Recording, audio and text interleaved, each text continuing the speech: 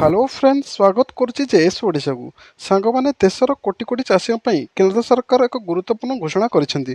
प्रधानमंत्री किसान योजनार 18तम किस्तिर तारीख घोषणा करा जायछि। सरकारी वेबसाइट अनुसार अक्टोबर 5 2024 में 18तम किस्ती कृषकों आकाउंट को हस्तांतर करा जिवो। जदि प्रधानमंत्री किसान योजना लाभ पाइबा चाहूँगी पंजीकृत होइथिबा अकाउंट को आपण ई केवाईसी द्वारा यथाशीघ्र कराइबा आवश्यक। ଏହି ଯୋଜନାର ନିୟମ ଅନୁଯାୟୀ କେବଳ ସେହି କୃଷକମାନେ ଏହି ଯୋଜନାର ଲାଭ ପାଇବେ ଯାହାର ଇ କେୱାଇସି ଓ ଜମି ଯାଞ୍ଚ ସମାପ୍ତ ହୋଇଛି। ଯେଉଁ କୃଷକମାନେ ଇ କେୱାଇସି କାର୍ଯ୍ୟ କରିବେ ନାହିଁ ସେମାନଙ୍କ କିସ୍ତି ରାଶି ପାଇବେ ନାହିଁ। ଏହି ଯୋଜନା ଅଧୀନରେ ପ୍ରତ୍ୟେକ ଚାଷୀଙ୍କୁ ପ୍ରାୟ ବାର୍ଷିକ 6,000 ଟଙ୍କା ପ୍ରଦାନ କରାଯାଇଥାଏ। ଏହାକୁ 3ଟି କିସ୍ତିରେ ବିଭକ୍ତ କରାଯାଇଛି। ପ୍ରତ୍ୟେକ କିସ୍ତିରେ ଚାଷୀଙ୍କ ଆକାଉଣ୍ଟରେ 2,000 ଟଙ୍କା ଜମା କରାଯାଇଛି। ଏହାର ଅର୍ଥ ହେଉଛି ପ୍ରତିବର୍ଷ କୃଷକମାନଙ୍କୁ 3 ଥର ସହାୟତା ପାଆନ୍ତି। ଜୁନ୍ 2024ରେ ସରକାର 17ତମ କିସ୍ତି ଛାଡ଼ିଥିଲେ। ଇ କେୱାଇସି ପ୍ରକ୍ରିୟା ସମାପ୍ତ କରିବା ପରେ ହିଁ କୃଷକମାନେ ପିଏମ୍ କିଷାନ ଯୋଜନାରେ 18ତମ କିସ୍ତିର ଲାଭ ପାଇପାରିବେ।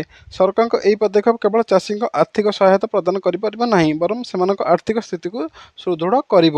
ଯଦି ଭିଡ଼ିଓଟି ତ ଭଲ ଲାଗି ତ ଲାଇକ୍ କରିବେ। ଡେଫିନେଟଲି ଏଇଭଳି ଇନଫର୍ମେଟିଭ୍ ଭିଡ଼ିଓ ପାଇଁ ଚ୍ୟାନେଲକୁ ସବସ୍କ୍ରାଇବ୍ କରନ୍ତୁ। ଜୟ ଜଗନ୍ନାଥ।